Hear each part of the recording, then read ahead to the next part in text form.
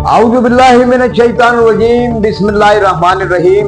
अस्सलामु अलैकुम नाज़रीन, मैं हूं आपका अपना अब्दुल वहीद जिलानी प्रोग्राम शहर अखबार के साथ।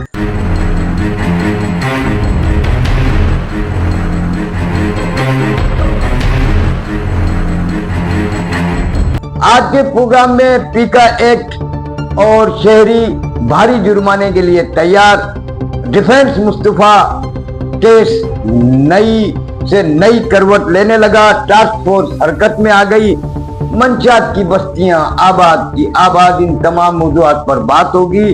और सबसे पहले मैं आपको पीका एक्ट जो एक सहाफियों के लिए काला कानून बताया जा रहा है, उसके खिलाफ एहतजाज और मुजाहरे चल रहे हैं मुल्क भर में, और इसमें सिविल सोसाइटी मीडिया का भरपूर ताउन कर रही है, और खास तौर पर वकला बिरादरी जो है वो इस कानून के खिलाफ जो है वो मीडिया के शाना बशाना नजर आ रहा है। गुज़िश्ता रोज भी कराची प्रेस क्लब के बाहर पीका एक्ट के खिलाफ एक एहतजाज किया गया, जिसमें वकला बिरादरी और सिविल सोसाइटी ने ताउन किया, और हम खास तौर पर कराची बार एसोसिएशन के शुक्रगुजार हैं जो इस मौके पर मीडिया के साथ शाना बशाना खड़े हैं। और कराची बार एसोसिएशन के जो सदर हैं, मैं उन्हें मुबारकबाद भी देता हूं, और मैं उनका शुक्रिया भी अदा करता हूं कि वो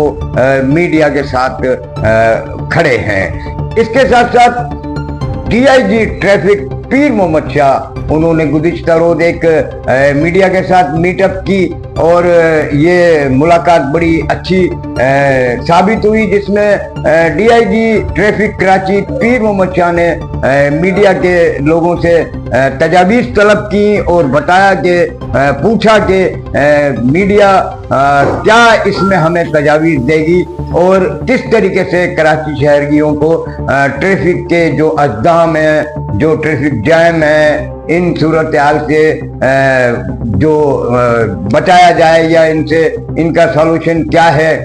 अब आपको मैं ये भी बताता चलूं कि ये पाया गया है कि भारी से भारी जुर्माने किए जाएं ताकि लोगों को समझ में आए, क्योंकि 70 साल गुजर जाने के बावजूद भी आज तक हम ना तो हेलमेट पहनने के लिए तैयार हैं और ना ही ज़ेब्रा क्रॉसिंग से पहले रुकने के लिए तैयार हैं। और हादसात का सबब यू टर्न जो बन रहे हैं उन्हें खत्म किया जा रहा है। कई जगहों पे यू टर्न बनाया जा रहा है, कहीं पर सिग्नल खत्म किए जा रहे हैं, कहीं पे सिग्नल लगाए जा रहे हैं, लेकिन जो एक खास अहम शहरियों के लिए और लाखों अफराद के लिए एक खास मसला बना हुआ था, जिस पर अब तक किसी की नजर नहीं है, और मैं सलाम पेश करता हूँ डीआईजी ट्रैफिक पीर मोहम्मद शाह को कि उन्होंने सबसे पहले उस पर नजर मारी। वो इशू, वो परेशानी का जो सबब इस वक्त बना हुआ है वो है कराची से बाहर जाने वाली ट्रांसपोर्ट और कराची के बाहर से कराची आने वाली ट्रांसपोर्ट, जो अल आसिफ स्क्वायर पर एक रोक दिया जाता है, या कराची से बाहर जाना है तो अल आसिफ स्क्वायर पर बाकायदा ना कोई टर्मिनल है, और ट्रांसपोर्टर्स ने इस सिलसिले में भत्ताखोरों की और बदमाशों की भी शिकायत कराई है कि उन्हें बगैर पैसे दिए एक सेकंड को भी गाड़ी खड़ी रखने के लिए कोई तैयार नहीं है, और नामालूम अफराद जो हैं वो ड्राइवर्स के साथ तशद्दुद करते हैं, तोड़फोड़ करते हैं। बहरहाल पीर मोहम्मद शाह ने जो डीआईजी ट्रैफिक मुकर्रर हुए हैं, उन्होंने इस मसले पर नजर रखी, और ये एक अहम मसला था। तो नाज़रीन, इसके साथ साथ अब मैं आपको ये भी बताता हूँ कि शहरी जो खास तौर पर मोटरसाइकिल सवार हैं, जो रक्षा वाले हैं, चिंची रक्षा हैं, ये सब हो जाएं होशियार। इनके लिए भारी जुर्माने दिए जाने के लिए ट्रैफिक पुलिस को हिदायत की गई है। भारी जुर्मानों का मकसद सिर्फ उन्हें भारी रकूमात से महरूम करना नहीं है, भारी जुर्मानों से उन्हें अकल आए और वो समझें कि अगर 2 दफा हेलमेट पर चालान हो रहा है 500 1000 रुपया, तो 1000 रुपए का तो हेलमेट है। तो एक साथ साथ अवेयरनेस आगाही की जो मुहिम है उसे भी जारी रखना है। जो चार्जेस लगाए गए हैं वो कितने सच हैं और अपने डिपेंड में क्या कहेंगे आप? वो कौन से केस की बात कर रहे हैं सर? जो आज आप इसके लिए पेश किया गया है, कौन सा केस है? केस जो 90 वो उस पे वो जो भी मुलविस पाया गया, I was taken from the house and then after that वो उनने मेरे से जो भी बरामद किया उसके बाद ही बरामद किया, तो दैट्स माय डिफेंस, तो I don't know where that came from. उसके अलावा दूसरे जो केस में the real reason they came to pick me up, they found me completely innocent of that and I have nothing to do with that other criminal Armaghan case, I have nothing to do with that. अच्छा, मुस्तफा से या कभी आपकी उनकी मुलाकात हुई है रमजान से? I knew them as acquaintances, they weren't my friends। तो ये जो इल्ज़ाम लग रहा है कि आपने उनको मंशियात जो है फरोख्त की है या आप उनसे मंशियात लेते रहे हैं, इस हवाले से क्या कहेंगे? I would never buy from Mustafa and I would never sell to Mustafa. We were friends. तो क्यों आपको जो है विक्टिम बनाया जा रहा है? Trying to pacify my dad, trying to go after my good name, and it's okay. I'll fight and I'll face the charges. दरक्षा का क्या केस है जो आप बता? दरक्षा थाने में क्या केस किया आपके वाले साहब ने? मुझे तो कुछ पता नहीं, मुझे तो कोई केस का पता नहीं। थैंक यू जी, अल्लाह हाफिज़, थैंक यू सर।